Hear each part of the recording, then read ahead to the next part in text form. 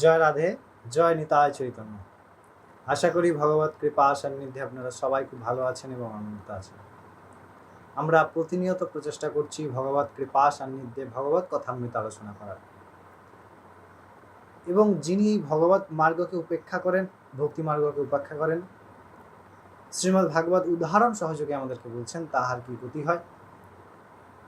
পুরাকালের দুর্বাসা মুনির উদাহরণ দিয়ে আমরা আজকের যে শ্লোকটি আলোচনা করব, অর্থাৎ 20তম শ্লোক শ্রীমদ্ ভাগবত মহাপুরাণের 2য় অধ্যায়। চলুন সেই সম্পর্কে অগ্রসর হওয়া যায়।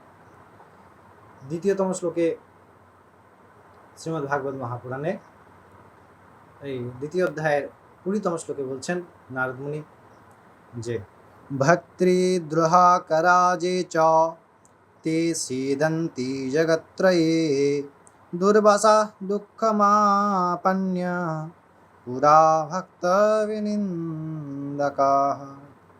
খুব সুন্দরভাবে নারদ মুনি বলছেন যে যিনি ভক্তির প্রতি দ্বেষ করেন, অবজ্ঞা করেন, নিন্দা করেন, তাহার কোটি কোটি জন্ম নরকে অতিবাহিত করতে হয়।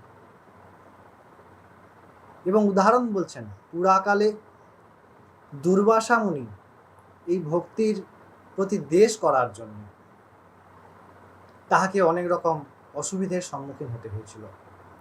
তাই আমরা সেই দিকে নজর রাখবো, যাতে করে আমরা ভক্তির প্রতি দ্বেষ না করি। ভগবত ভক্তি একমাত্র পথ, যা কলিযুগে আমাদেরকে ভগবত সান্নিধ্যে পরম সুখ প্রাপ্তি করতে পারে। এবং যিনি এই ভক্তির অবজ্ঞা করেন তিনি দুঃখ ছাড়াই জন্মে এবং অনন্ত জন্মে আর কিছু পান না। তাই ভক্তি একমাত্র পথ, যা ভগবানকে পাওয়ার একমাত্র উপায় এই কলিযুগে। তাই আমাদের প্রচেষ্টা সর্বদাই ভগবত ভক্তিময় হওয়া উচিত। আশা করি শ্লোকটি আপনারা বুঝতে পেরেছেন।